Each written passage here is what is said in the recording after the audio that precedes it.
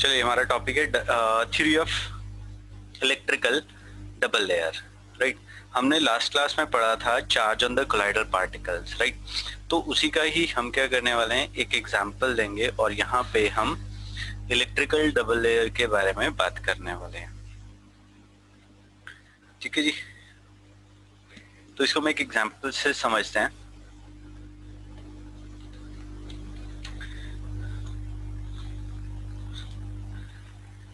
किसी भी तरीके से आप इसे बना सकते हो, राइट। जैसे हमने यहाँ पे क्या किया, कोई भी सोल ले लिया, AlCl3 का लिया, उसका हमने KOH के साथ रिएक्शन करा दिया, या AgNO3 लिया और उसका KCl के साथ रिएक्शन हम करा देते हैं। किसी भी जैसा भी आपको समझ में आता है वैसे हम कर लेते हैं। अब इसके अंदर हमारा होता क्या है, जो सरफेस है, the surface of the colloidal particles, the surface of colloidal particles acquire a positive or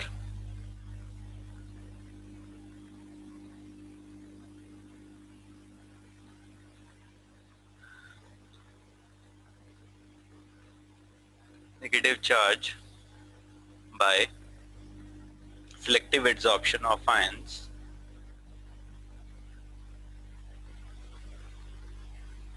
और ये पूछा जाता है जीटा पोटेंशियल होता क्या। Adsorption, selective adsorption of ions carrying positive or negative charges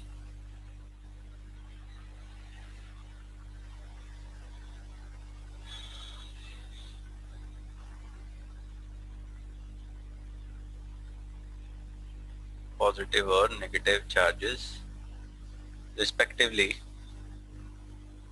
अब इसके बाद क्या होगा, this is surrounded by, it is surrounded by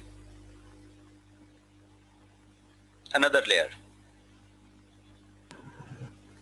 it is surrounded by another layer carrying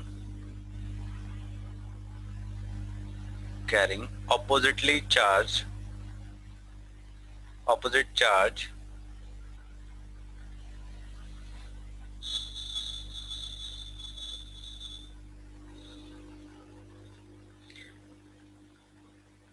as compared to charge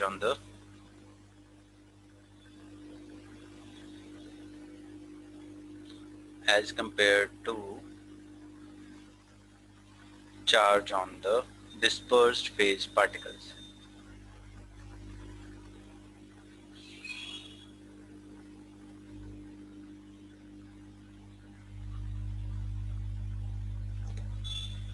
dispersed phase particles, thus an electrical double layer is formed।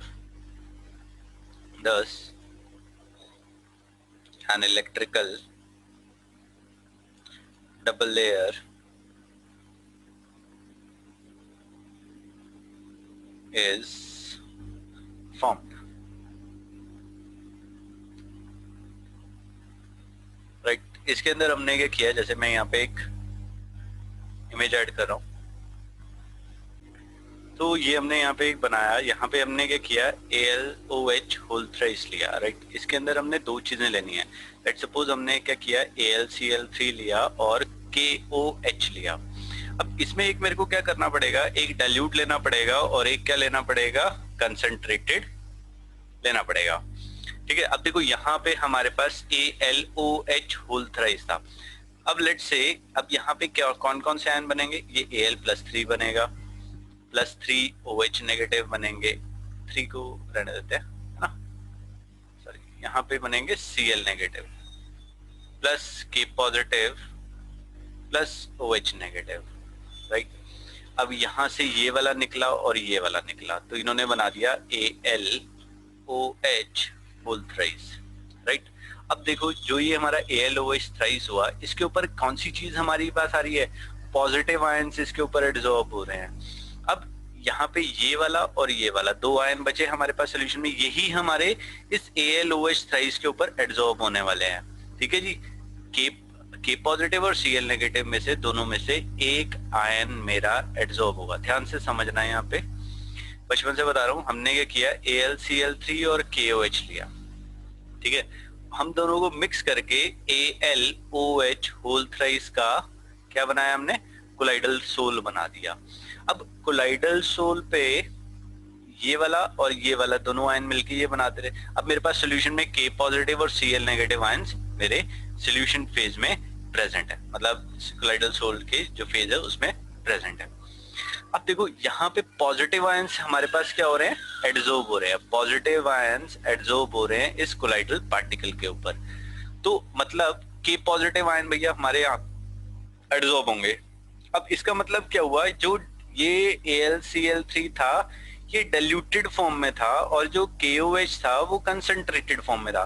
Concentrated में था तो मतलब उसका कंसंट्रेशन ज्यादा था, उसका concentration ज्यादा था, मतलब ज्यादा K पॉजिटिव और ज्यादा OH नेगेटिव आयंस है। अब OH नेगेटिव आयंस तो यहाँ पे आगे चिपक गए। अब इसके बाद क्या हुआ, K पॉजिटिव आयंस ये पॉजिटिव लेयर उसने एक बना दी और मतलब पॉजिटिव आयंस उसके ऊपर आके एड्सॉर्ब हुए, जो हमने यहाँ पे ऊपर बात की है कि कोई भी पॉजिटिव आयंस या नेगेटिव आयंस उसके ऊपर आके एड्सॉर्ब हो रहे हैं। तो भैया K पॉजिटिव आयंस इसके ऊपर आके एड्सॉर्ब हो गए। अब बचे कौन से हमारे पास, हाँ जी, अब बचेंगे कौन से, K पॉजिटिव Cl नेगेटिव के साथ मिलके KCl भी बनाएंगे, बट ज्यादा K पॉजिटिव आयंस से तो K पॉजिटिव आयंस बच गए। अब Al कम थे, OH नेगेटिव आयंस क्या थे, ज्यादा थे। OH नेगेटिव आयंस क्या थे, ज्यादा थे। तो जो दूसरी वाली ये वाली मोबाइल लेयर बन रही है ये किसकी होगी, हमारी नेगेटिव आयंस की, और वो कौन से होंगे, OH नेगेटिव आयंस। ये किसके होंगे, K पॉजिटिव आयंस। और बीच में क्या बन गया, AlOH होल थ्राइस, राइट। और ये जो पोटेंशियल, ये पॉजिटिव लेयर और ये नेगेटिव लेयर, इन दोनों के बीच में जो पोटेंशियल जनरेट हो रहा है उसे हम बोलते हैं हेल्महोल्ट्ज डबल लेयर या जीटा पोटेंशियल। चलिए, तो मैं यहाँ पे लिख रहा हूं,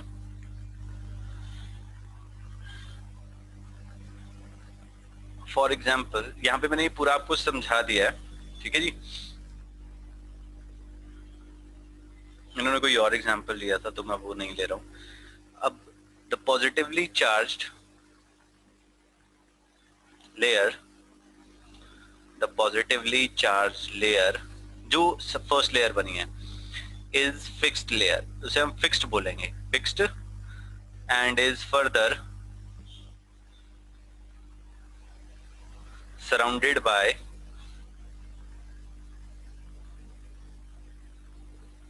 a layer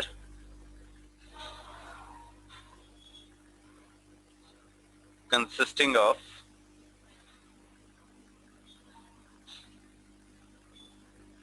negatively charged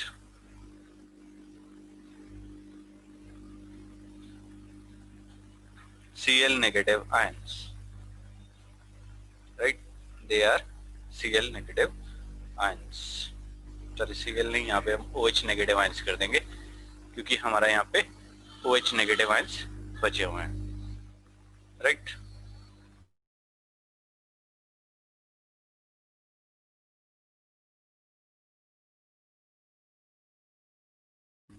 right, OH negative ions होंगे यहाँ पे,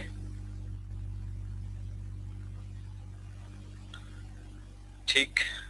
अभी एक और बार आपको बताता हूँ, एक मिनट रुकिए जरा। और ये जो सेकंड हमारी लेयर बनी है bye this further surrounded by a layer consisting of negatively charged OH negative ions, this layer is known as, this layer is known as mobile layer or diffuse layer।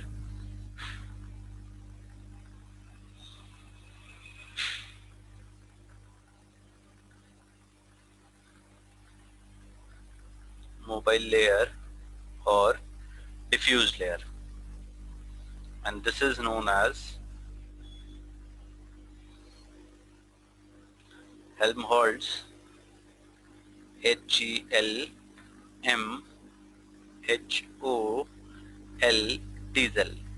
TZ, Helmholtz double layer।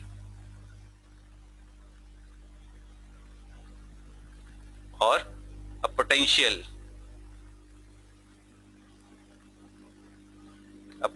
difference exists, पूछा जाएगा ये paper में, important है। a potential difference exists between these two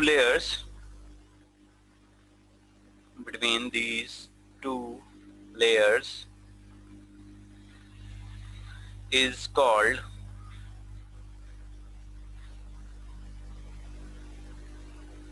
electrokinetic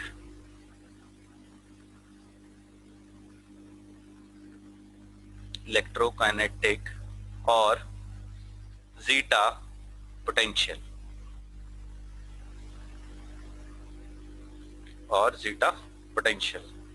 right? And Z is given by zeta potential Z. This is equal to 4 pi neta U upon D, right? Neta is the coefficient of viscosity, आगे हम पढ़ेंगे इसे।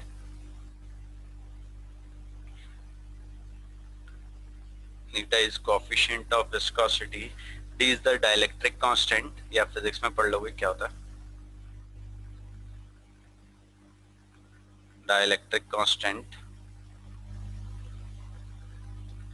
and U is the velocity of colloidal particles.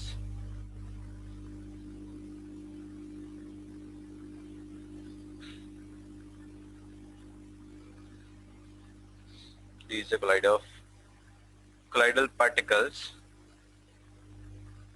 Clear हो गई? चलिए बचपन से देखते हैं हम। यहाँ पे हमने क्या किया था, AlCl3 और KOH लिया, राइट? या मैं आपको क्या करता हूँ, यहाँ पे कोई और एक एग्जाम्पल से बताता हूँ, ठीक है जी। इसमें हमने क्या किया, एक KgNO3 सोल्यूशन लिया और Ki लिया। हमने क्या किया, एक AgNO3 सोल्यूशन लिया और Ki लिया, राइट? अब यहाँ पे रिएक्शन क्या बन रहा है, AgI बन रहा है और साथ में क्या बनेगा, KNO3, राइट? तो AgI तो मेरा कोलाइडल सोल बनेगा क्योंकि ये प्रेसिपिटेट करेगा। This is AgI। अब मेरे को लेट सपोज जैसे यहाँ पे इन्होंने पॉजिटिव क्या किया, पॉजिटिव लेयर एक बनाई। अब पॉजिटिव लेयर अगर मैं यहाँ पे देखता हूँ तो Ag पॉजिटिव मेरा है, एक NO3 नेगेटिव है, K पॉजिटिव है और I नेगेटिव है, राइट? अब मैं यहाँ पे इन दोनों में से देखो, जब भी adsorption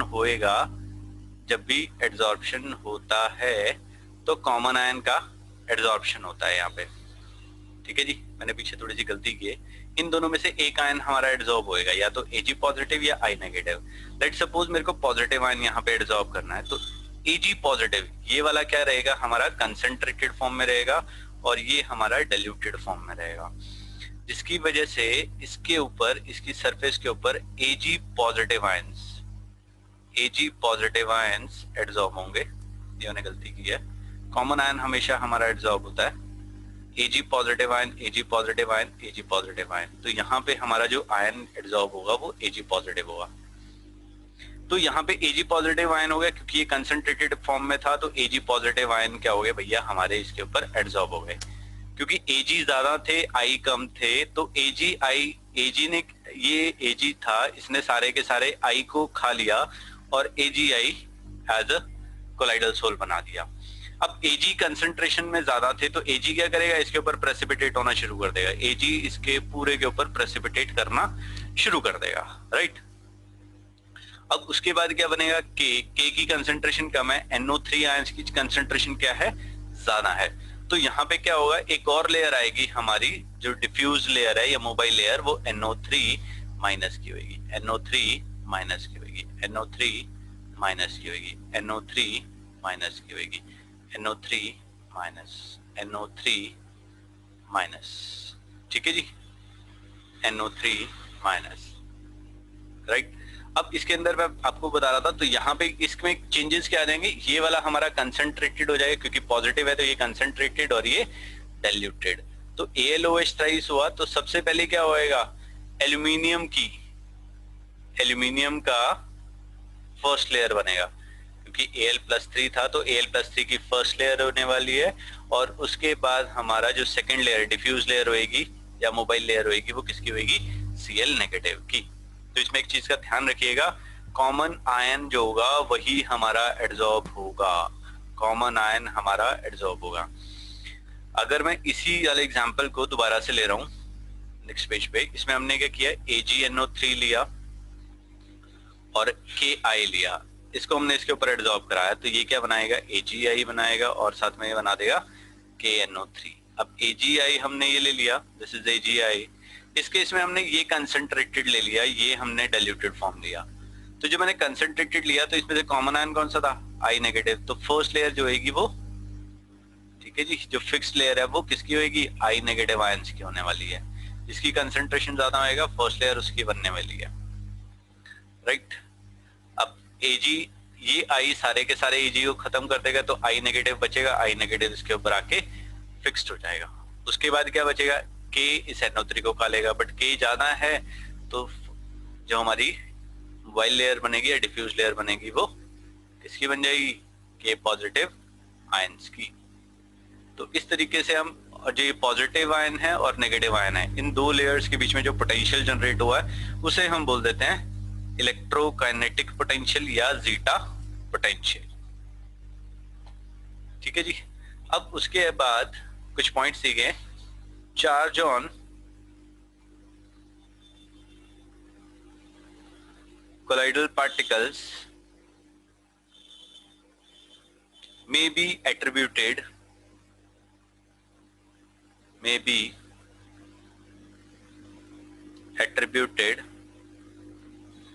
to the following. First, electron captured by soul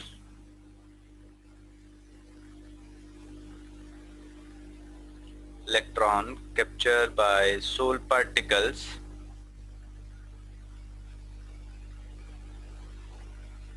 during electro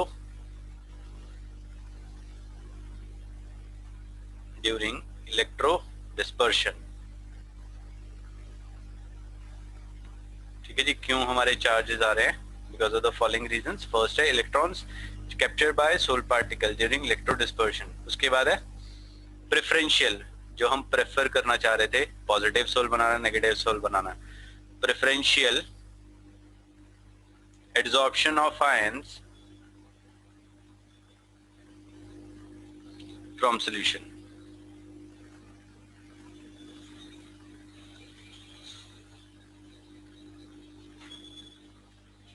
Preferential adsorption of ions from solution. And third is the formulation of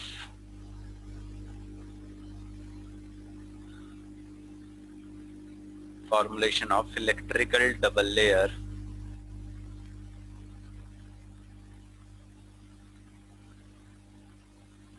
ठीक है जी। ये जो हमारा फर्स्ट और सेकंड लेयर बने हैं, राइट। उसके बाद है, अब हम क्या करने वाले हैं, experimental determination of nature of the charge on colloidal particles. किस तरीके से हम किसी भी कोलाइडल सोल पे क्या चार्ज है उसको बताएंगे। तो उसके लिए हमारे पास कुछ मेथड्स हैं, जैसे कि इलेक्ट्रोफोरेसिस है, बड़ा सिंपल सा प्रोसेस है। तो यहाँ पे हम लिखते हैं एक्सपेरिमेंटल डिटर्मिनेशन ऑफ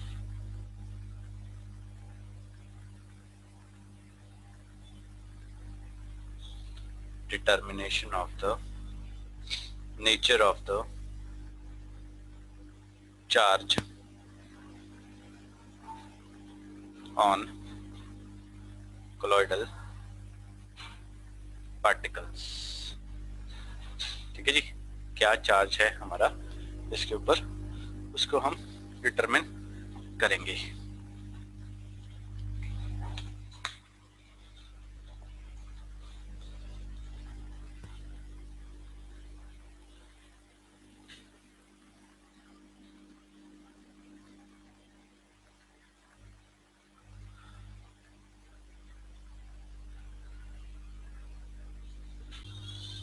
उसके लिए देखो, यहाँ पे हमने एक्सपेरिमेंटल डिटर्मिनेशन करना है। कोई भी अभी हमने पढ़ा था कि जो सोल पार्टिकल्स होते हैं वो चार्ज होते हैं, आइदर पॉजिटिवली चार्ज और negatively charge.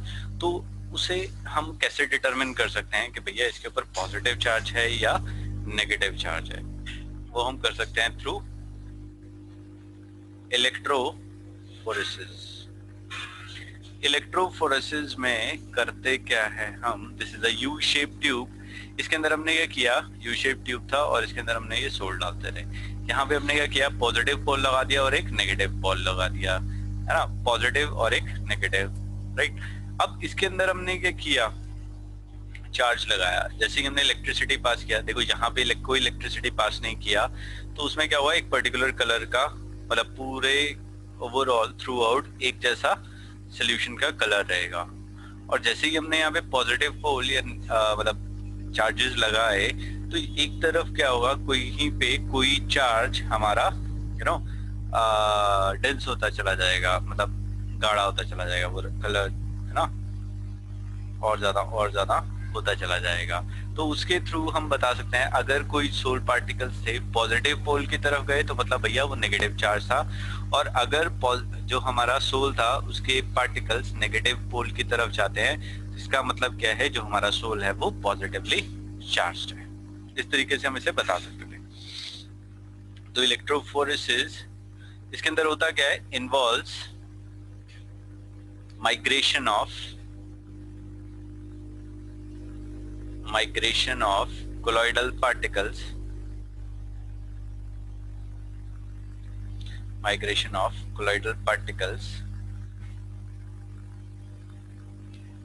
towards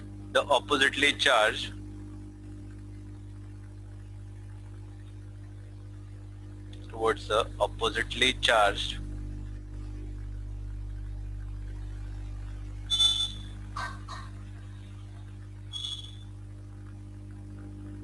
electrode under the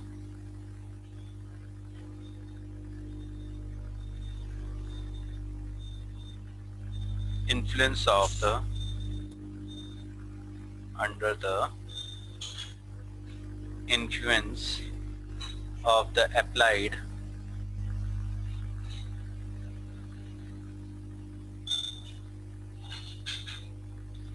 electric current।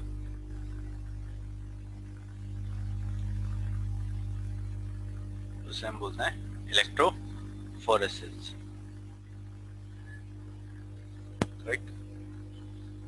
Clear हो गया जी?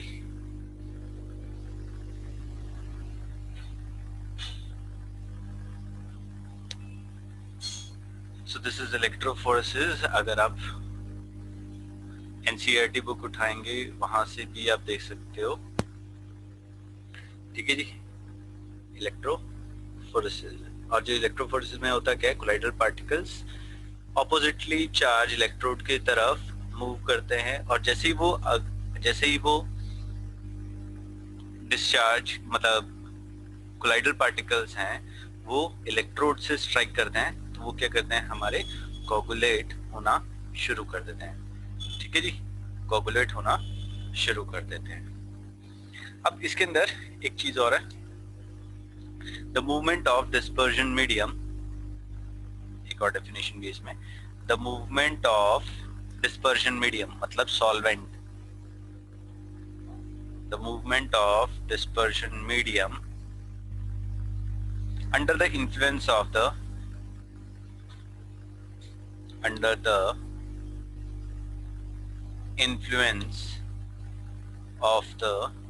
electric field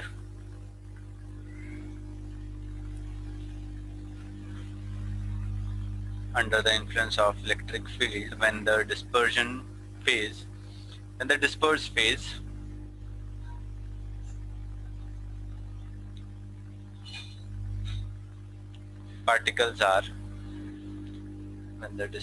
phase particles are prevented from moving,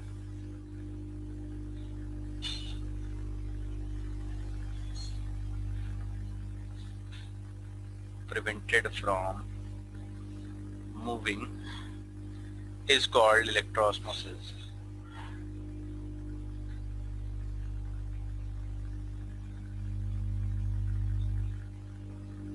is called electroosmosis. Right, ये एक और डेफिनेशन था. अब हम करने वाले हैं इसका कोगुलेशन. कोगुलेशन मतलब भैया प्रेसिपिटेशन. इसके ऊपर भी बेस छोटे छोटे क्वेश्चन आते हैं. कोगुलेशन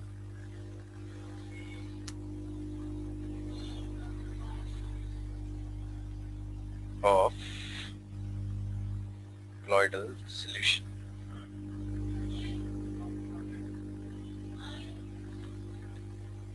Coagulation of colloidal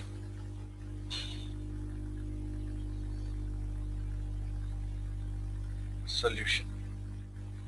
चलिए इससे करते हैं. अब होगा क्या, डेफिनेशन लिख लेते हैं. The phenomenon of precipitation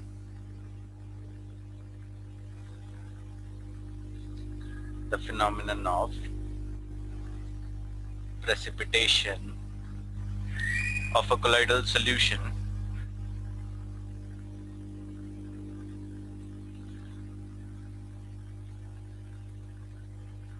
by the addition of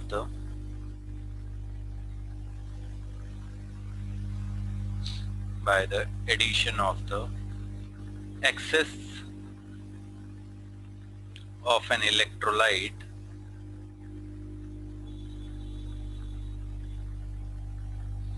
is called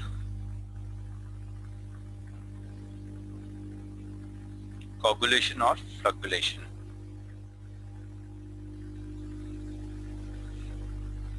और flocculation.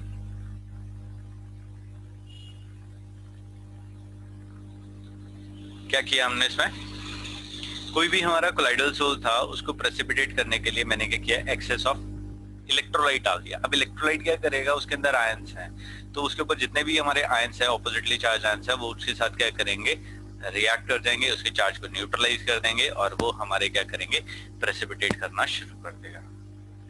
राइट, क्लियर है. तो अब जो कोगुलेशन बिहेवियर था वो हम हार्डी-स्कूल्स रूल से पढ़ते हैं. बड़ा इंपॉर्टेंट क्वेश्चन है, theoretical. The coagulation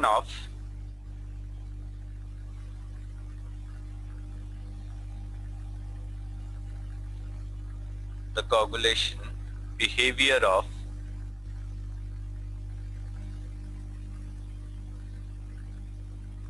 different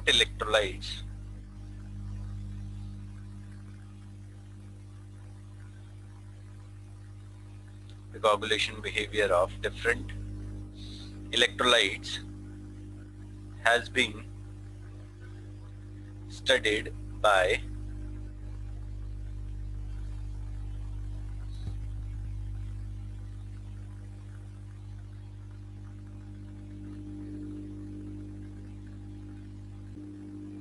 coagulation behavior of different electrolytes has been studied by Hardy and Schulze in the form of law called Hardy-Schulze rule. और according to the law ये क्या बोलते हैं, the ions carrying charge opposite to that of Sol particles are effective in causing the coagulation of the Sol. जो oppositely charge हमारे ions हैं, they are responsible for coagulation of the Sol. Right, and these are called active ions.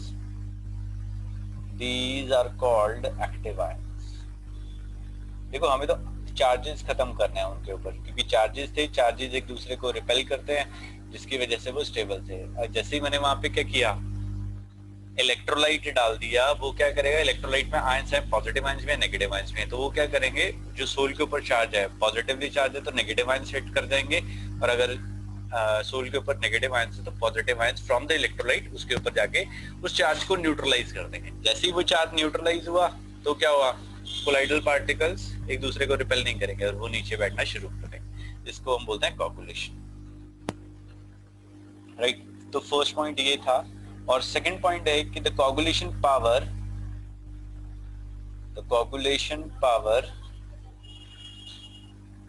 Of an electrolyte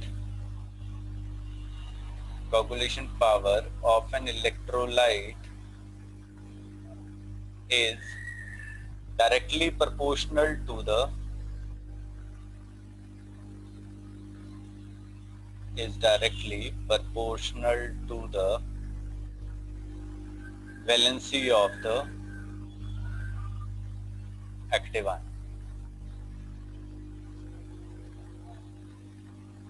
ठीक है जी, coagulation power जो है जिसके ऊपर ज्यादा क्या हुआ चार्ज होगा उसकी ज्यादा कोगुलेटिंग पावर होगी, है ना। जैसे हम एग्जांपल देते हैं, लेट्स से कि मेरे पास एक सोल है As2S3 which is negative soul, negatively charged soul, which is negatively charged soul।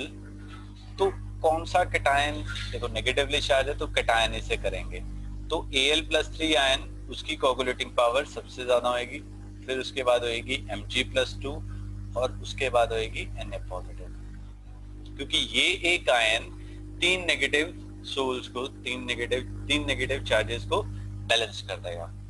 ठीक है जी। ऐसे ही अगर मैंने कोई भी ऐसे लिया FeOH होल थ्राइस लिया which is positively charged sol, तो इसे कोगुलेट करने के लिए हमने क्या किया, डिफरेंट आयंस लिए। कौन कौन से लिया, जैसे यहाँ पे हमने ले लिया FeCN6-4, इसके पास क्या है, चार्ज सबसे ज्यादा है।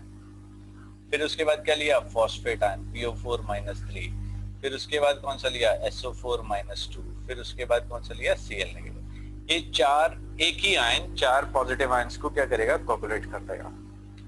क्लियर है जी। अब मैं यहाँ पे जो लिखने वाला हूँ that is very very very very important. The minimum concentration of an electrolyte, the minimum concentration of an electrolyte which is required to cause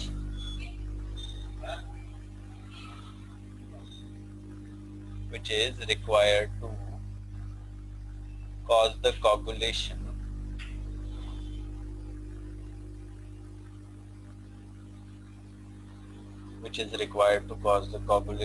or flocculation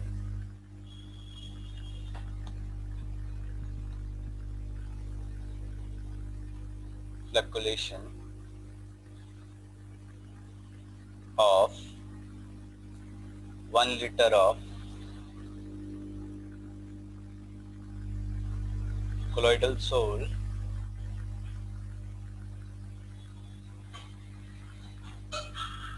is known as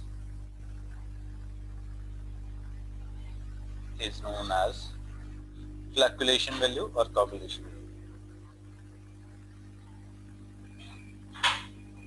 Flocculation value, right? और उसके बाद एक और line लिखी हमने, smaller the fluctuation value of smaller, देखो यहाँ पे कंसेंट्रेशन की बात कर रहे हैं, स्मॉलर द फ्लक्चुएशन वैल्यू, जितनी हमें उसकी अमाउंट कम डालनी पड़ रही है, value of an electrolyte more will be its coagulating power, more will be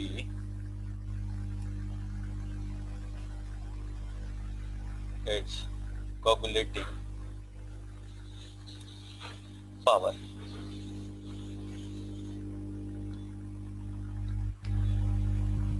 right, ये हमें ध्यान रखना है।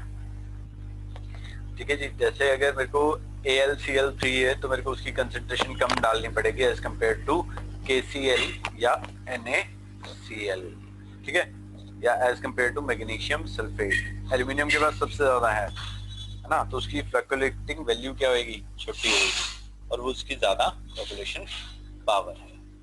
क्लियर हो गया।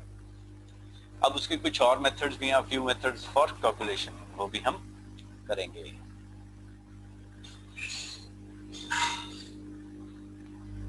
few other methods of coagulation.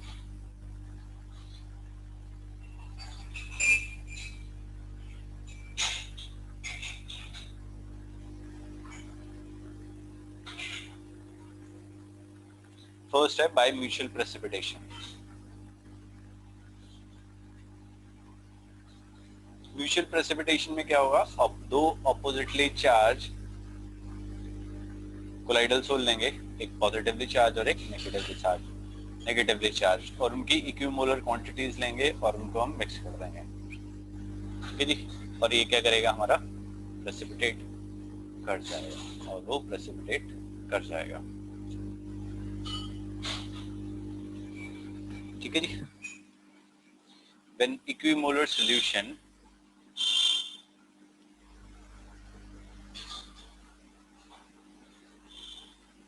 when equimolar solution of two oppositely charged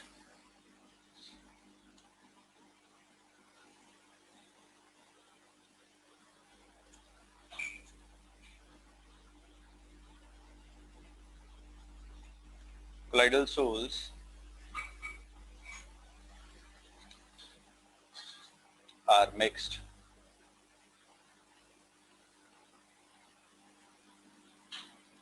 the dispersed phase particles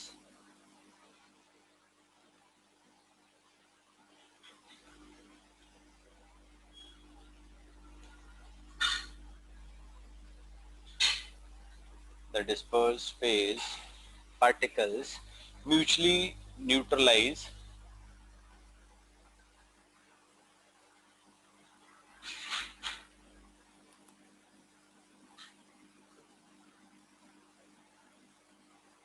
mutually neutralize their charges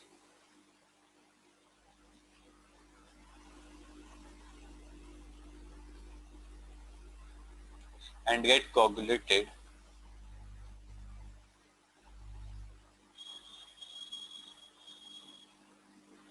and got and get coagulated or precipitated,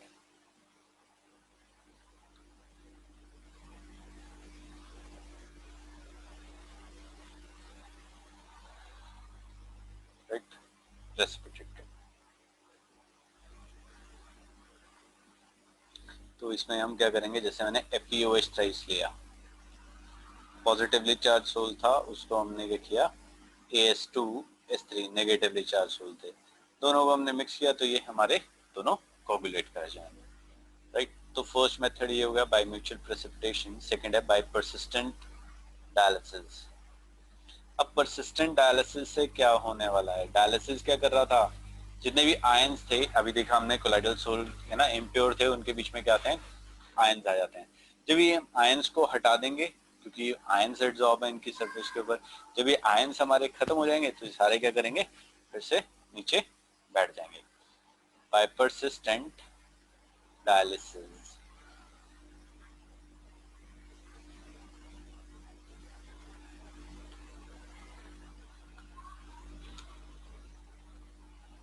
it is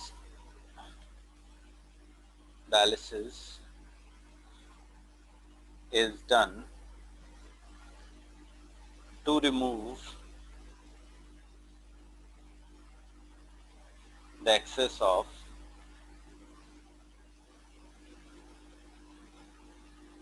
electrolyte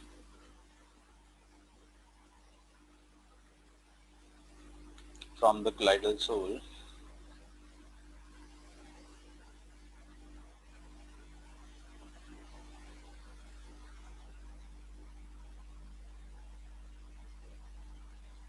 leaving behind a small amount of leaving behind a small amount of electrolyte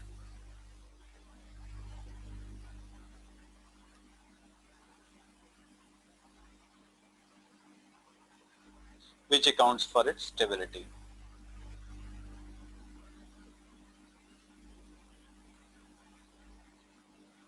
जैसा हमारे blood में होता है,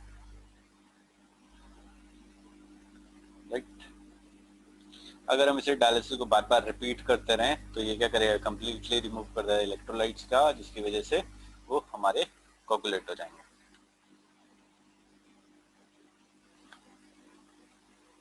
If the dialysis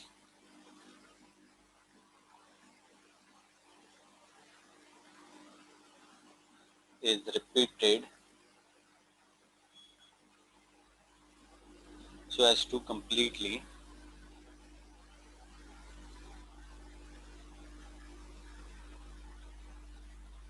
as to completely remove the electrolyte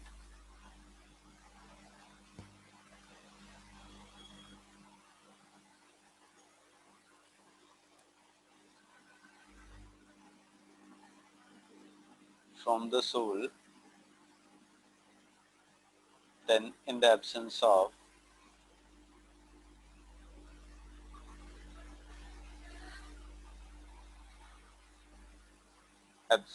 the electrolyte,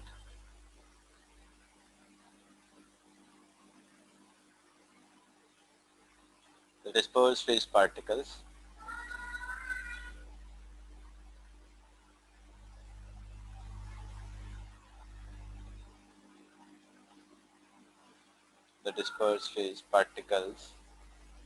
will be coagulated.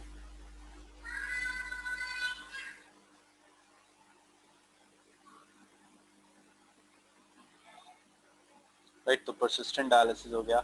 Third हमारा point है bye electrophoresis, वो भी हम डिस्कस कर चुके हैं।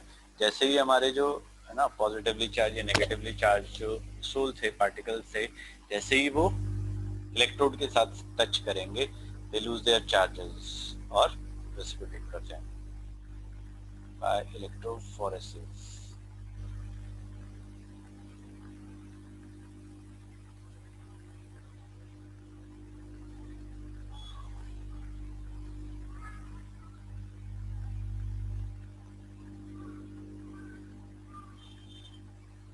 The dispersed phase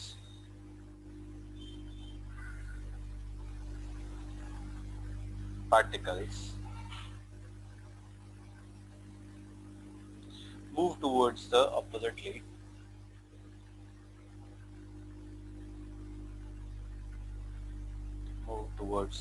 oppositely charged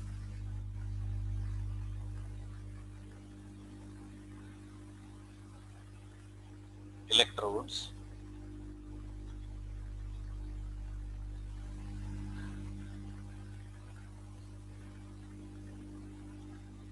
in case the process of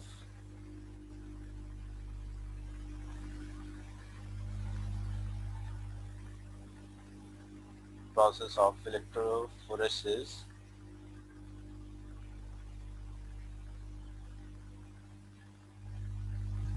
is prolonged.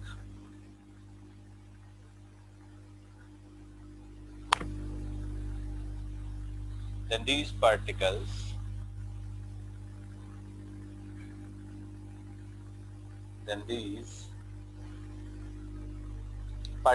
will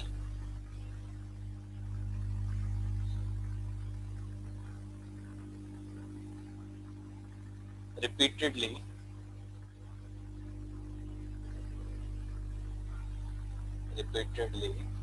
touch the electrode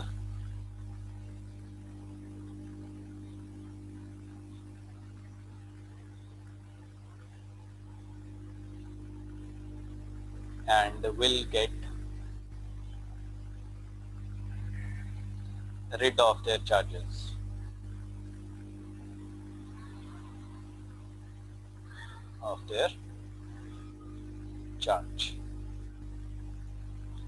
In the absence of charge, they will precipitate. In absence of charge, they will precipitate or coagulate.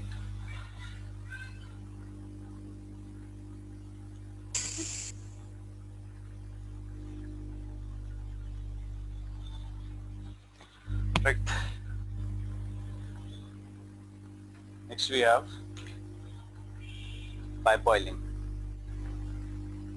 Boiling करने से भी हमारे पास क्या हुआ, जो charge है, जो हमारी एडसॉर्ब लेयर है, वो हट जाती है और वो प्रेसिपिटेट कर जाए।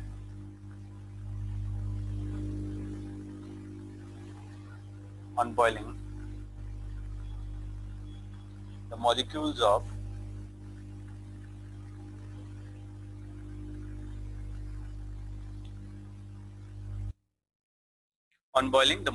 of dispersed phase experience greater collisions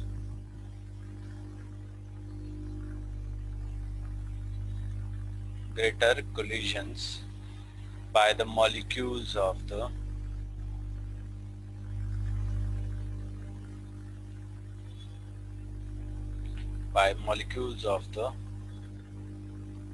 dispersion medium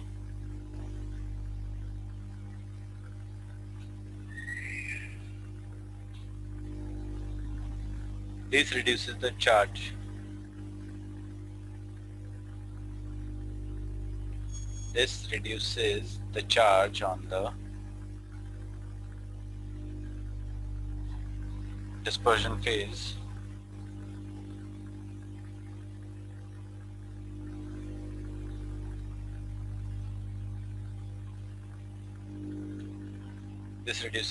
on the dispersion phase particles.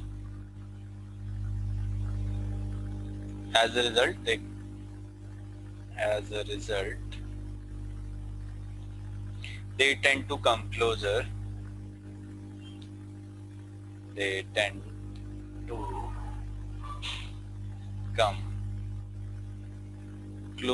ultimately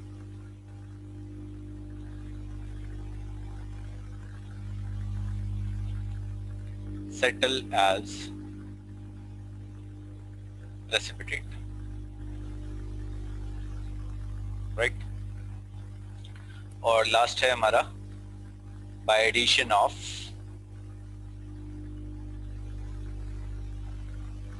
excess of electrolyte.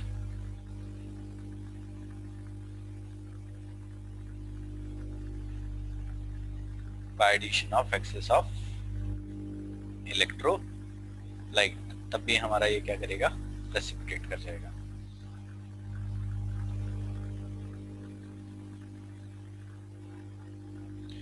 When an excess of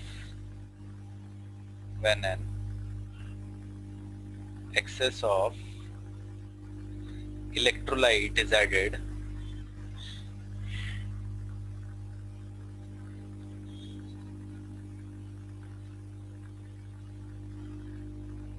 to a sol, the dispersed phase particles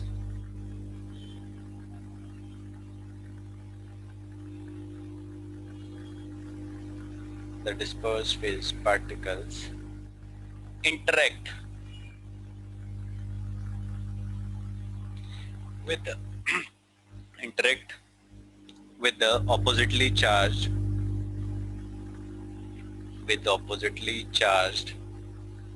ions of electrolyte.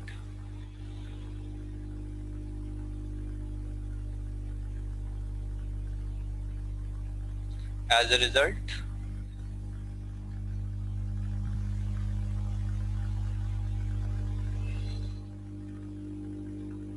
they get their charge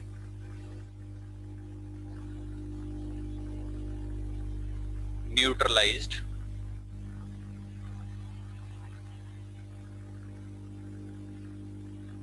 in the absence of the charge.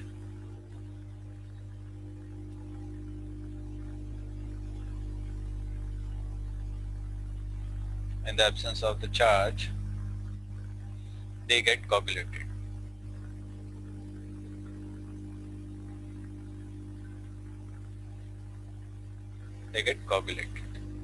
Right?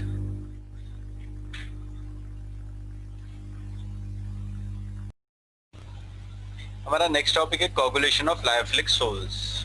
Right, coagulation हम कर रहे थे जिसमें precipitation की हम बात कर रहे थे. अब जो लायोफिलिक सोल्स थे उन्हें बनाना बहुत इजी था. हमने क्या किया था, डिस्पर्स फेज डिस्पर्जन मीडियम लिया था, उन दोनों को मिक्स किया था और इजीली हमारे लायोफिलिक सोल्स फॉर्म हो जा रहे थे, है ना. और लायोफोबिक के लिए हमने क्या किया था, स्पेशल मेथड्स यूज किए थे, है ना. वो इजीली प्रिपेयर नहीं हो रहे थे क्योंकि इन दोनों के अंदर डिस्पर्स फेज और डिस्पर्जन मीडियम के बीच में क्या था, वो एक दूसरे को हिट करते थे. ठीक है जी. अब उनके बीच में लायोफिलिक सोल्स की अगर हम बात करें तो उनकी स्टेबिलिटी के लिए कौन कौन से दो फैक्टर्स थे. Coagulation of lyophilic sols. Lyophilic sols are, इसमें हम लिख लेते हैं, lyophilic sols are more stable and easy to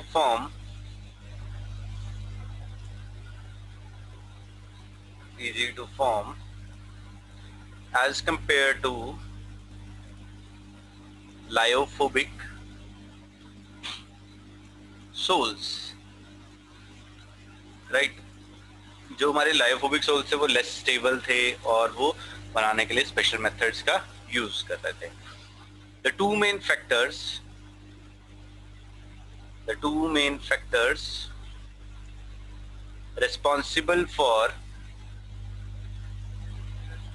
responsible for the stability of these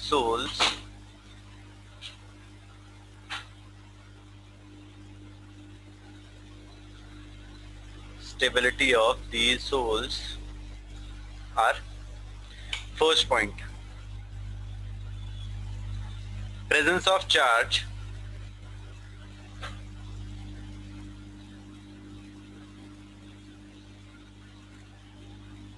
on the dispersed phase particle,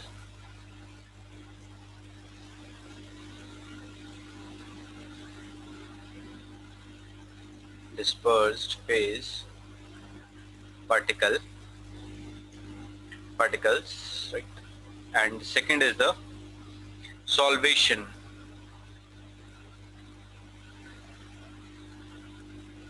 or hydration of dispersed phase particle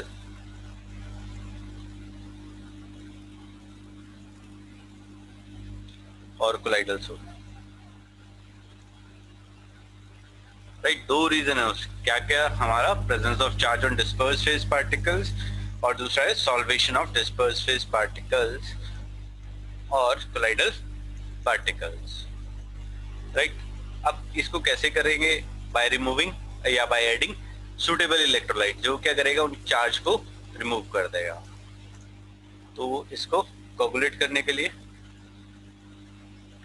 by adding suitable electrolyte,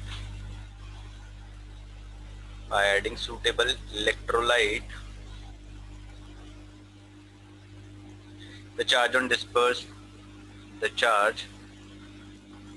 on dispersed phase particle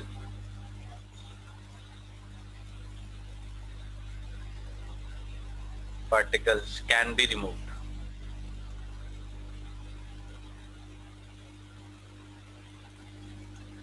right.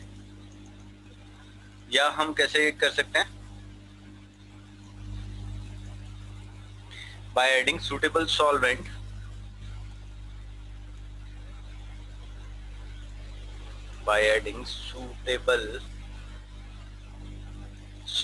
to the already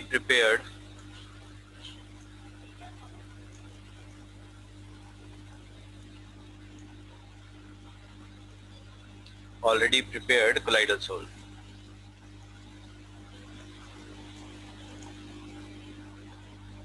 या dehydration of particles can take place. वहां से हमने पानी को हटा दिया, dehydration of particles can take place.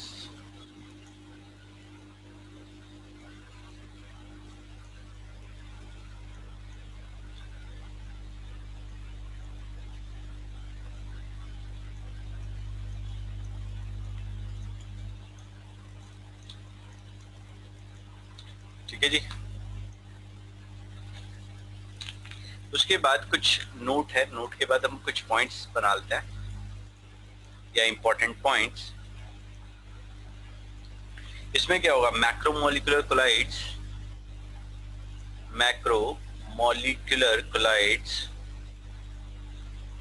Are stable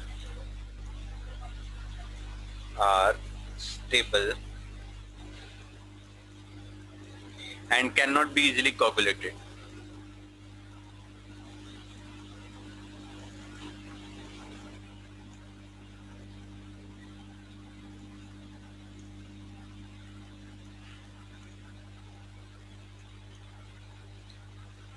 Macromolecular colloids are stable and cannot be easily coagulated. They behave as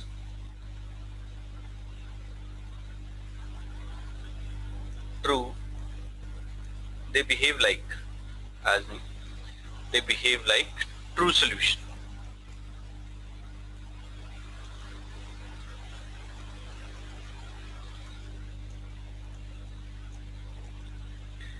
और ये हो गया. उसके बाद है peptization and coagulation are the reverse of each other. इस टाइप के क्वेश्चन ऑब्जेक्टिव में पूछ लिए जाते हैं, ठीक है ना. Peptization and coagulation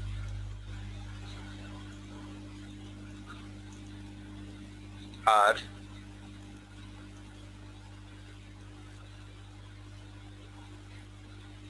reverse of each other.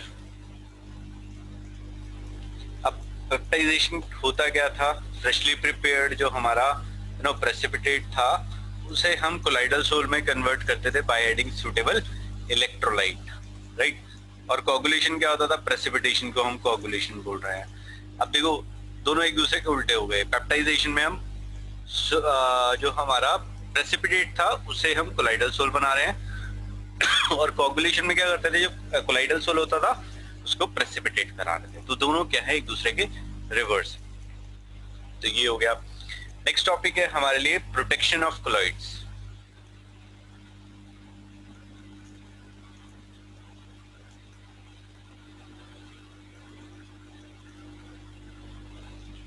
Protection of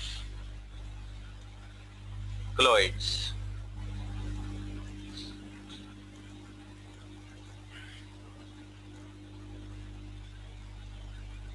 अब लायोफोबिक, देखो लायोफिलिक तो हमारा ऑलरेडी स्टेबल है.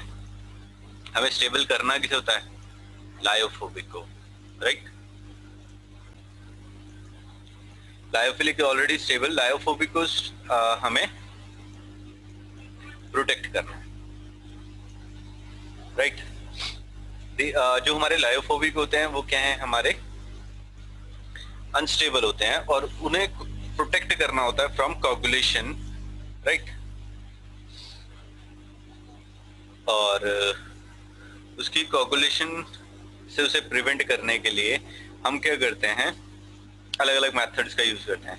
जैसे यूजुअली हम क्या करते हैं, जो हमारे लायोफोबिक सोल्स हैं, लायोफोबिक सोल है उसको, उसके चारों तरफ हम क्या करते हैं, लायोफिलिक की कोटिंग कर देंगे, उसके लिए प्रोटेक्शन कर देंगे, जिसकी वजह से वो हमारे, अब लायोफिलिक वो तो स्टेबल था और वो कोगुलेट भी नहीं होता इजीली, ठीक है. लायोफोबिक हमारा अनस्टेबल है और वो इजीली कोगुलेट हो जाता है. तो लायोफोबिक को हम लायोफिलिक से प्रोटेक्ट करते हैं, राइट. उसकी प्रोटेक्शन देते हैं. क्लियर हो गया.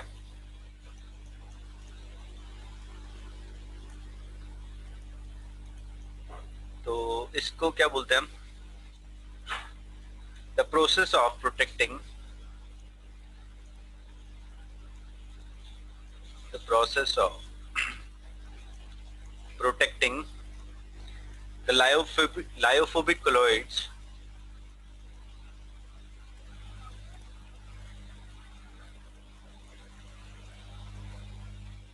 the process of protecting the lyophobic colloidal solution from precipitation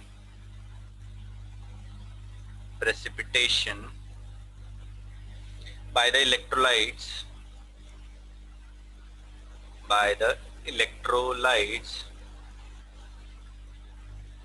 due to the previous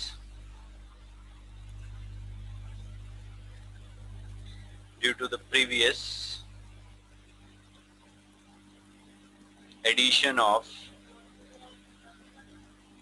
some lyophilic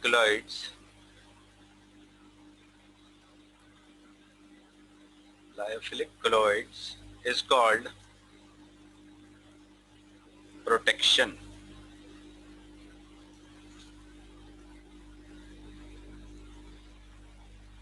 right. इसके अंदर देखो जैसे हमने यहाँ पे क्या किया, ये मैंने लायोफोबिक सोल लिया और इसके चारों तरफ क्या किया हमने, लायोफिलिक सोल से इसे प्रोटेक्ट कर दिया,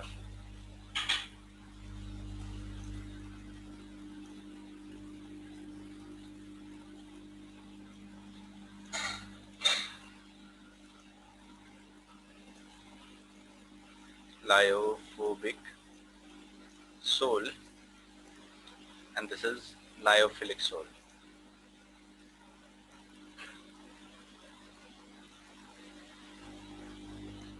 राइट, ये लायोफिलिक सोल क्या है? प्रोटेक्टिंग सोल है और ये प्रोटेक्टेड सोल है. This is protected sol and this is protecting soul.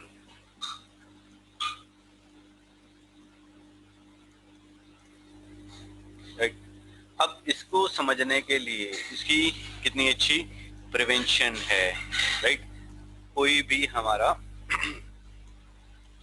Lyophilic sol था वो लायोफोबिक को प्रिवेंट कर रहा है, ठीक है, प्रोटेक्ट कर रहा है.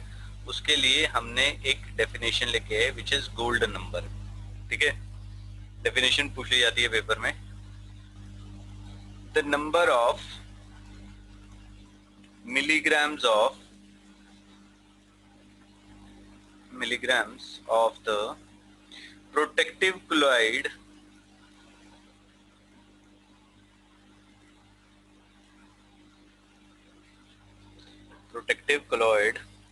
required to just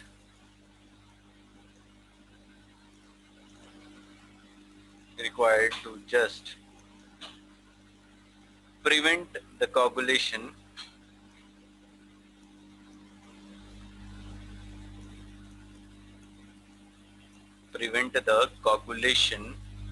of the 10 ml of a given gold sole when 1 ml of 10% solution of sodium chloride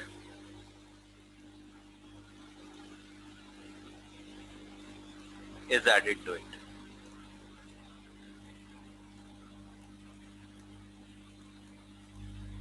Right, gold number क्या हो गया? The number of milligrams of protective colloid required to just prevent the coagulation of 10 ml of a given gold sole when 1 ml of 10% sole of sodium chloride is added to it. उसे हम बोलते हैं gold number. Right, अब जो gold number है,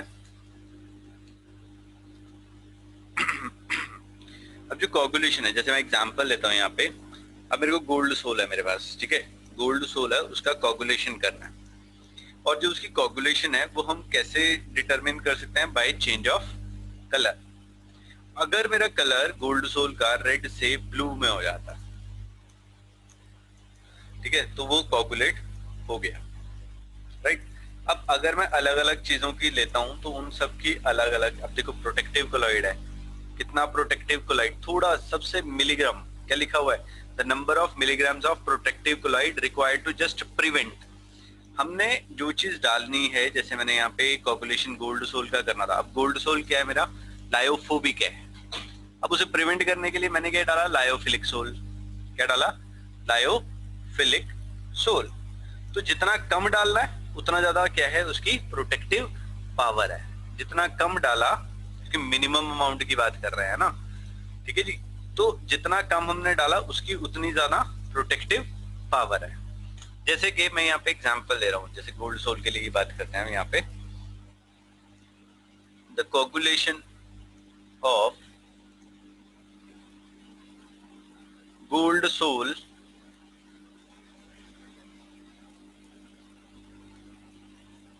is indicated by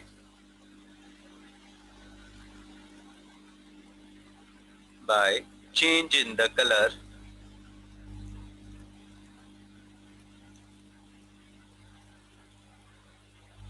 from red to blue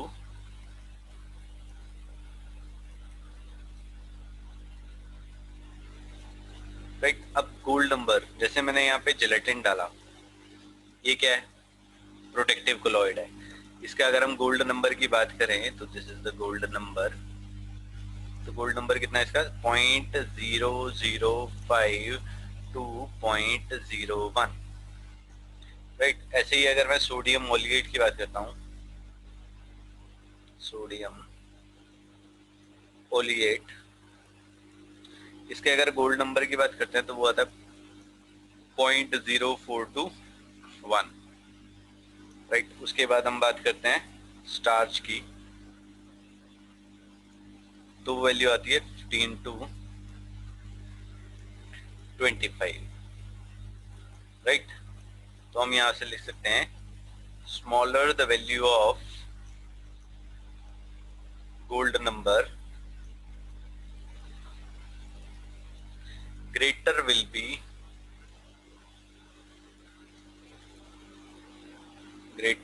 be protective power of the protective colloid.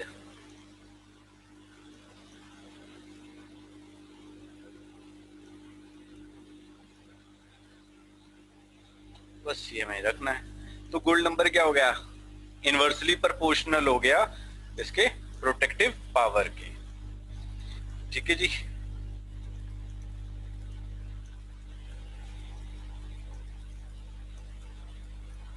Clear है जी। और एक और होता है हमारा कॉन्ग्रोबिन number, CONGO,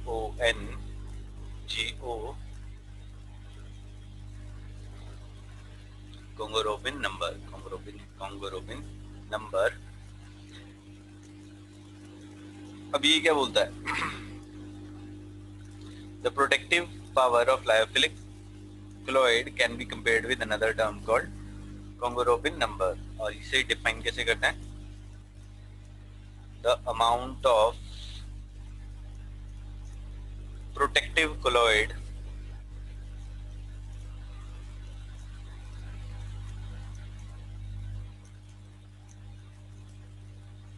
in milligrams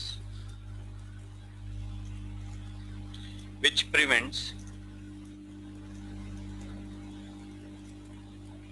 color change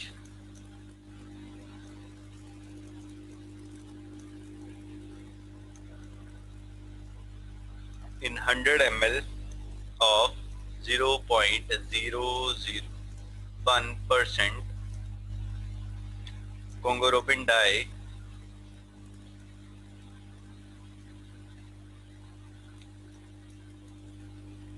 solution in which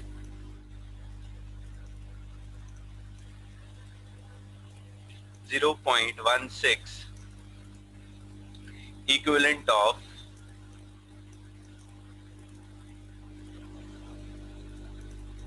equivalent of KCl are added,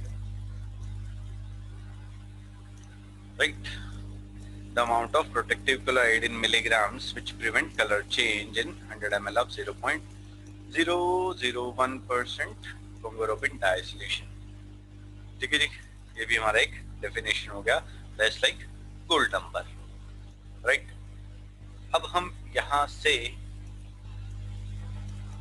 कुछ questions करते हैं so that ये चीज क्लियर हो जाए क्या कर क्या रहे हैं। ठीक है। So we have a question based on this gold number और या कोगुलेशन वैल्यू पावर पे। द कोगुलेशन वैल्यूज, क्वेश्चन है हमारे पास, the coagulation values of the electrolytes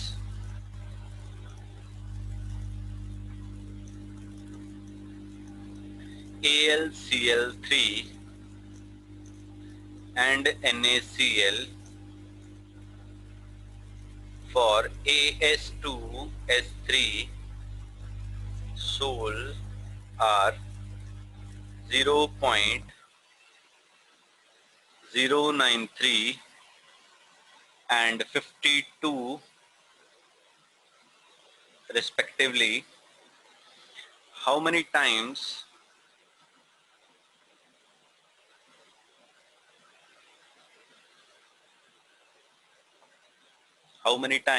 has AlCl3 greater coagulation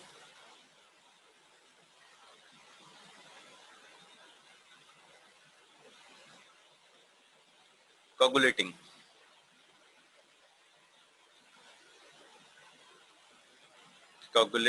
power than NaCl.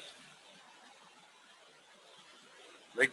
The coagulation value of the electrolytes AlCl3 and NaCl for S2, S3 Sol are these respectively. How many times AlCl3 greater coagulating power than NaCl? Right? अब एक चीज हमने पढ़ी थी जो coagulating powers हैं.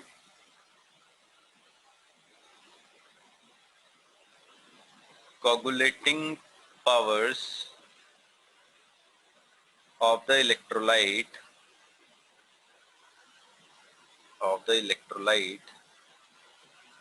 are inversely proportional to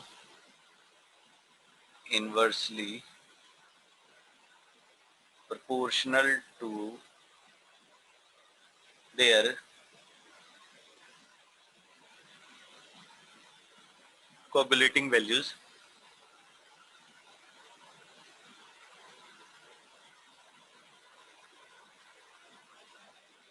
right, तो हम यहाँ पे लिख सकते हैं coagulating power of AlCl3 upon coagulating power of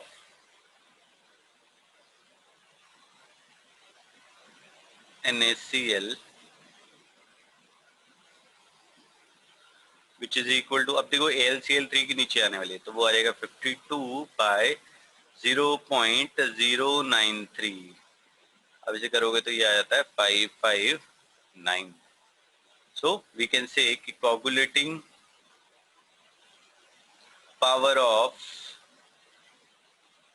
AlCl3 is 559 times more than that of NaCl. Right, तो ये हो गया. नेक्स्ट क्वेश्चन करते हैं. For coagulation of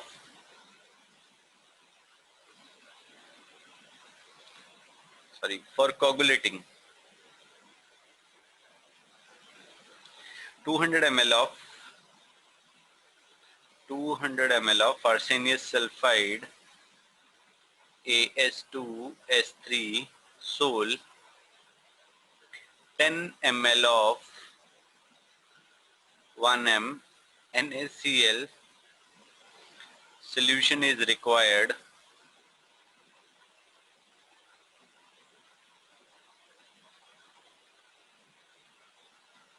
find out the fluctuating values of fluctuating. अब ये fluctuating मतलब coagulating ही है.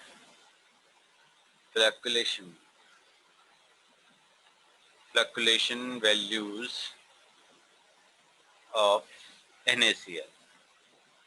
ये हमारे पास क्वेश्चन था, इसको निकालना है. क्या दिया इन्होंने? For coagulating 200 ml of arsenious sulfide salt, 10 ml of 1m NaCl is required. Find out fluctuating value of NaCl. तो हमने यहाँ पे क्या किया? 10 ml of 1m NaCl solution contains, हाँ जी, कितने मिली मोल्स होंगे? कितने मिली मोल्स होंगे? अब देखो सबसे सिंपल सी चीज है, 1m दिया और 10 ml दे दिया. अब 1m का मतलब क्या होगा कि 1 मोल मेरा प्रेजेंट है किसके अंदर? 10 ml के अंदर.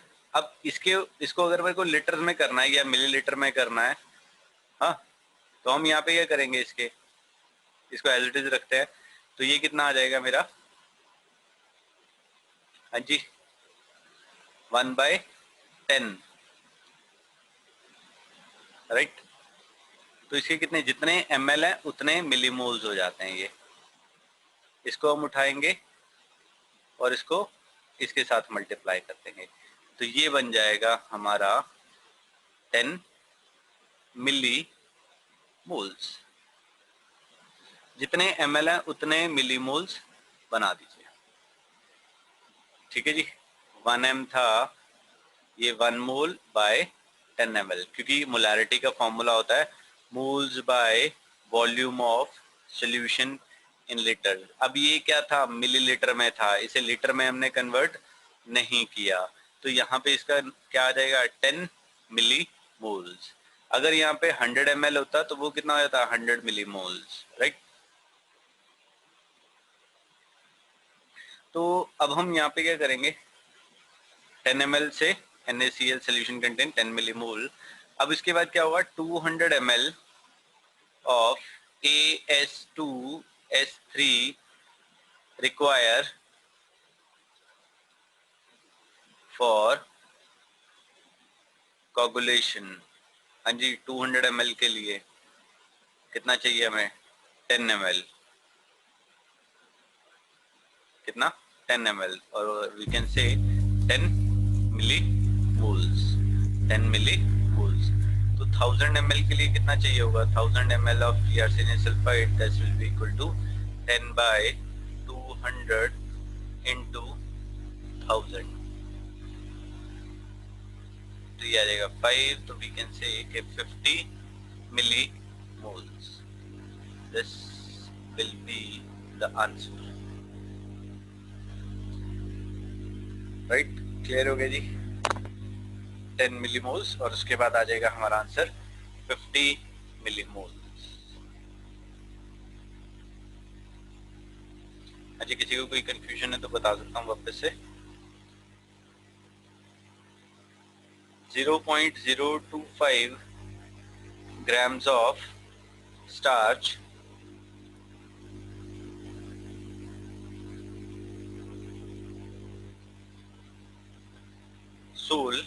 starch sole is required to prevent the coagulation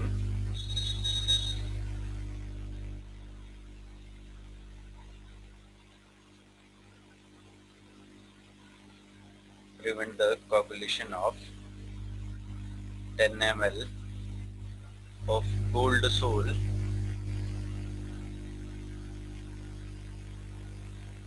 when 1 ml of 10% NaCl solution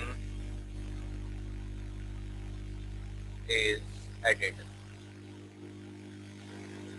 What is the gold number? What is the gold number of starch salt?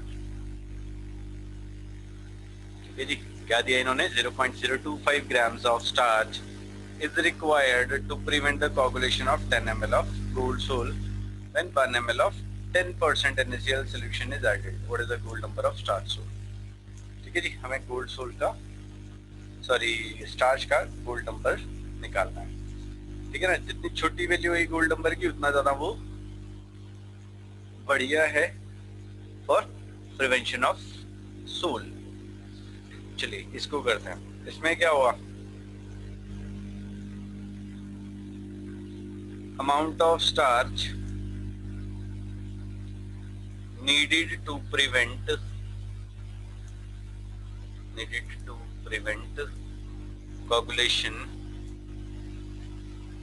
coagulation of gold sole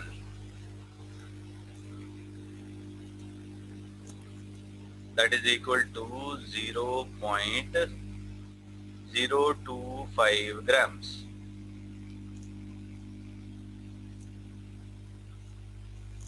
right, which is equal to किसके बराबर होता है, 0.1000 से multiply कर दो, तो it becomes 25 milligram, right.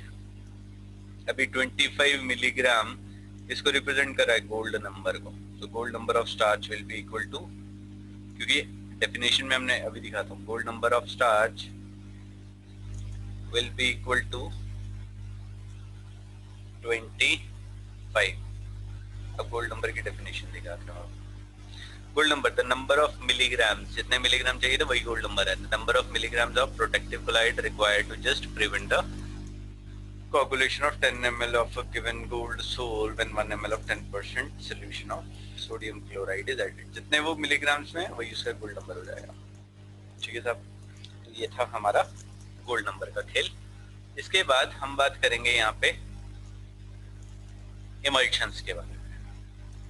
Emulsions के बारे में दो टाइप के इमल्शंस होते हैं हमारे पास।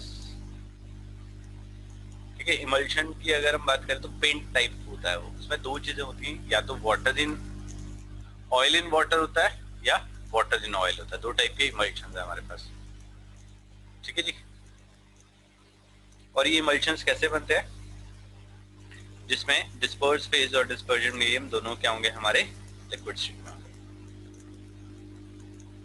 ये हमने चैप्टर के स्टार्टिंग में किया था। Emulsions are the colloidal sols in which both the dispersed phase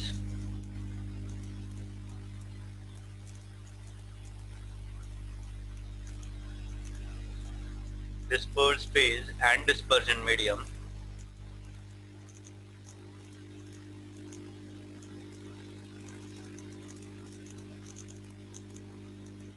are liquids।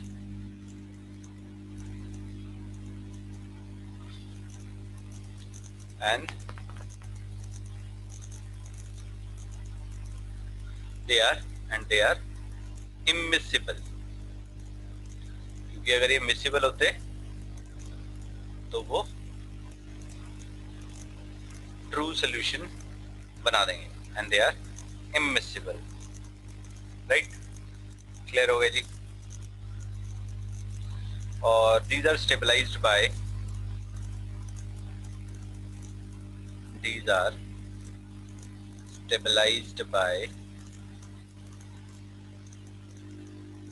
emulsifier or emulsifying agent। emulsifiers or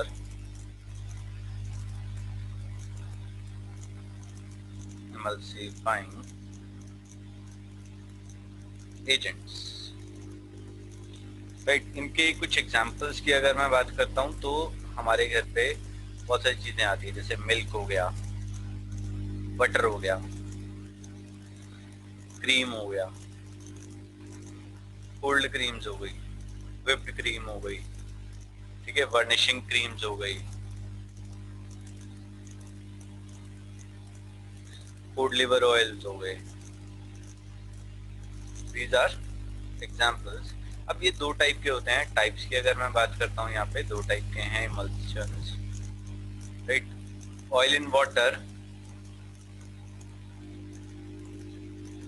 and second is the water in oil. Right, oil in water and water in oil. Oil in water की बात करते हैं। Oil in water मतलब water हमारा ज्यादा है, कम उसमें oil है। जैसे कि दूध हो गया, है ना।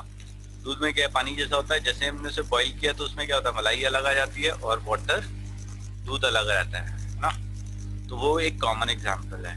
और मलाई से हम क्या बनाते हैं, घी बनाते हैं, और वो क्या है, ऑयल है। ठीक है जी। अब इस केस में क्या होगा, ऑयल इन वाटर में dispersed phase is oil,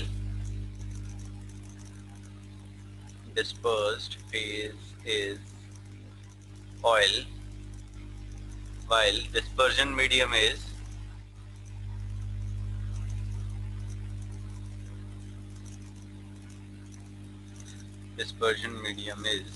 water। right, example milk। ठीक है जी। इसमें क्या होगा, liquid fats are dispersed in water.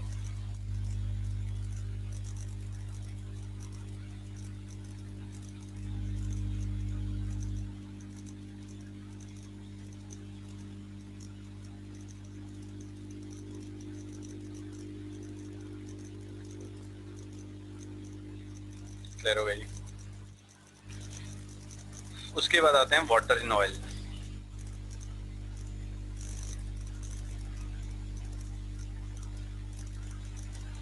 Water in oil, इसके अंदर क्या होगा, ऑयल ज्यादा रहेगा, थोड़ा सा पानी रहेगा उसमें। इसमें क्या होगा, in this type disperse phase is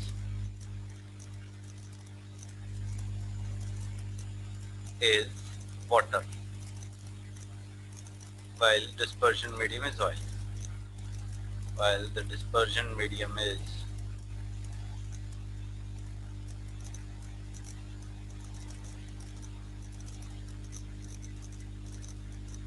इसके एग्जांपल्स हैं जैसे बटर हो गया, पेंट्स हो गए।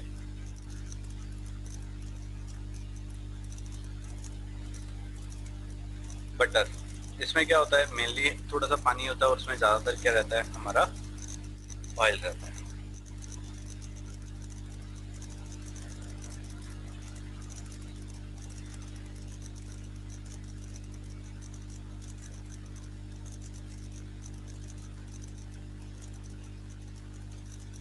उसके बाद कोल्ड लिवर ऑयल हो गया एंड कोल्ड क्रीम। आपने देखा होगा कोल्ड क्रीम्स ना, वो स्किन के ऊपर आगे चिपक जाती है, मतलब वहां पे बैठ जाती हैं और वो हमारी स्किन को मॉइस्चराइज करती हैं। ठीक है, ऐसे ही पेंट्स होते हैं। पेंट्स भी क्या होते हैं, ऑयल होता है। जैसे आपने पेंट किया कहीं पे, तो उसके बाद अगर आप उसके ऊपर कुछ गिर जाए तो हम क्या करते हैं, उसे पानी से साफ कर देते हैं, तो वो पानी के साथ नहीं घुलते हैं, राइट। तो वो हो गए हमारे types, water in oil and oil, water in oil and oil in water, right. अब इनके टेस्ट है, अब हमें डिटेक्ट करना है कि किस तरीके का हमारा इमल्शन है। ठीक है जी।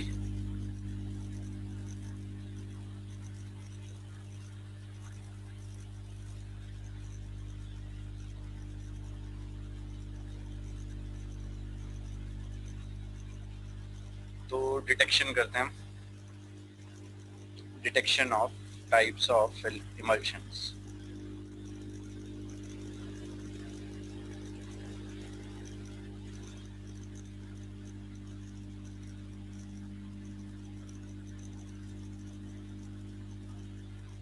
फर्स्ट क्या है हमारा, डाइल्यूशन टेस्ट,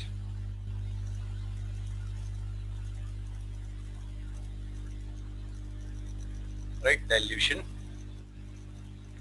टेस्ट। अब डाइल्यूट कौन से वाला होगा, वाटर इन ऑयल या ऑयल इन वाटर। देखो, जिसमें वाटर ज्यादा है, अगर मैं उसे डाइल्यूट करूंगा, उसमें वाटर क्या करेगा, वाटर वाटर में मिक्स हो जाएगा, जिसकी वजह से वो सोल्यूशन जो है मेरा डाइल्यूट हो जाएगा।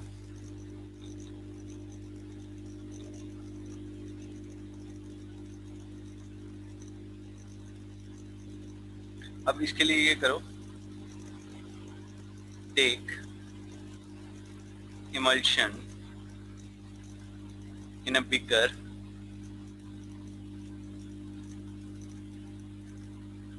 add a small amount of water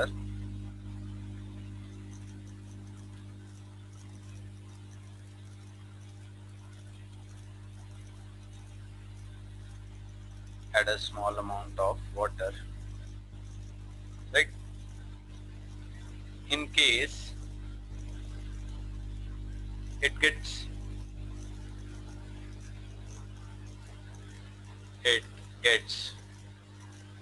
diluted,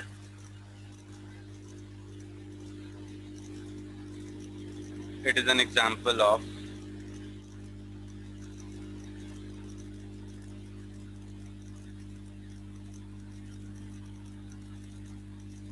oil in water type.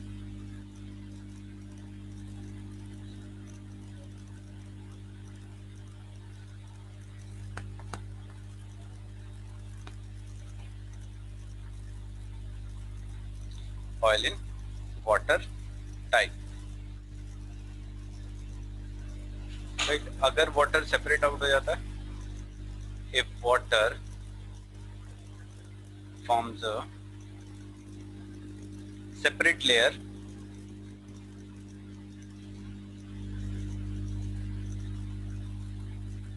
then the emulsion is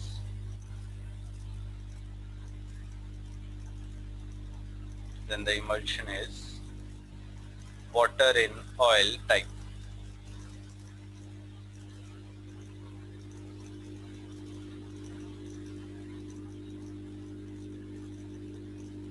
right, ये हो गया first. Second is the dye test. अब जो डाइज होती हैं वो भी अलग अलग होती है, एक वाटर सॉल्युबल और एक ऑयल सॉल्युबल। तो जिसमें वो कलर दे देगा उस टाइप का हमारा इमल्शन है। Add a small amount of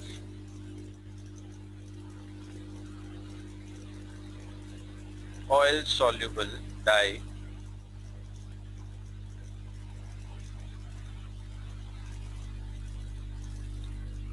to the emulsion in case only a small portion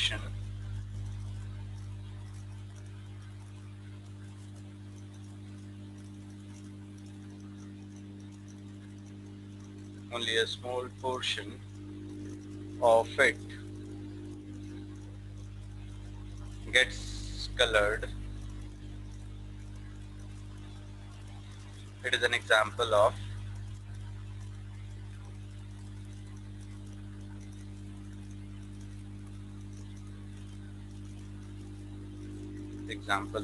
oil in water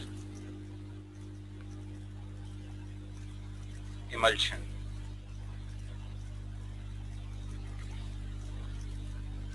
If the entire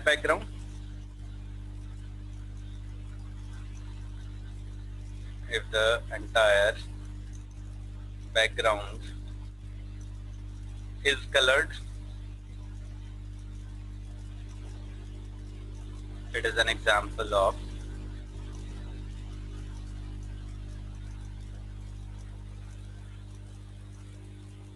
water in oil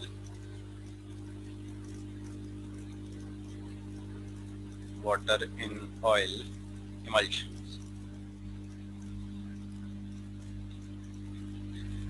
right, तो ये भी हो गया। थर्ड एक और टेस्ट है, that is conductivity test.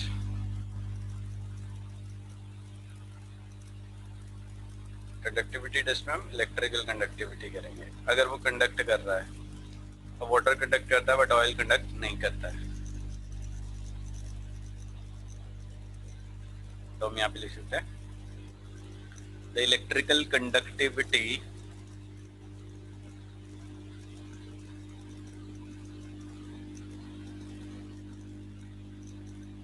of an oil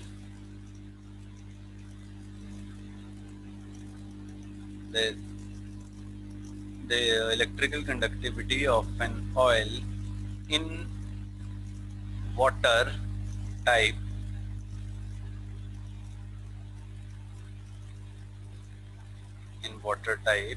emulsions is higher than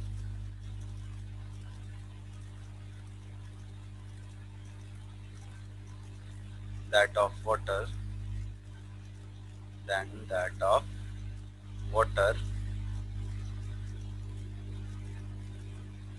in oil type emulsions। Clear है जी? तो इस तरीके से भी हम इसे बता सकते हैं। फाइन, तो मैं यहाँ पे क्या करने वाला हूँ, एक टेबल ऐड करते हैं, फिर उसके बाद हम इसे डिस्कस करते हैं किस टाइप के और क्या क्या प्रॉपर्टीज हैं उसकी। So this is the distinction between the two, या comparison of characteristics of two type of emulsions। First है, इसमें क्या है, डिस्पर्स फेज हमारा वाटर रहता है और इसमें ऑयल रहेगा। डिस्पर्जन मीडियम, देखो यहाँ पे वाटर इन ऑयल है ना, ऑयल मेरा क्या रहेगा, डिस्पर्जन मीडियम, और यहाँ पे जो बाद में आता है वो हमारा क्या रहेगा, डिस्पर्जन मीडियम। इसका अपीयरेंस कैसा होगा, अब वाटर इन ऑयल, ऑयल ज्यादा है तो oily, opaque, translucent, which means that light can pass through it but get diffused, and as a result the object placed in the other side are not clearly visible or seen. Watery in look, opaque and translucent, जैसे हमारा दूध होता है उसके through हम नहीं देख पाते हैं। उसके बाद इलेक्ट्रिकल कंडक्टिविटी, ऑयल हमारा मेन था तो वेरी लो, बट यहाँ पे कंपैरेटिवली हाई रहने लगी है। Viscosity more than that of water, आपने देखा होगा जो पेंट है या ऑयल है, they are more viscous as compare to milk, little more than that of water. अब diffuse test can be diffused by adding oil and not water. Oil में mix होगा, वाटर में नहीं होगा. बट अगर हम ऑयल इन वाटर है, they can be easily diluted by adding water and not oil. Separation tendency get separated easily on an oily surface, है ना. जैसे आप पीनट बटर देखा होगा आपने.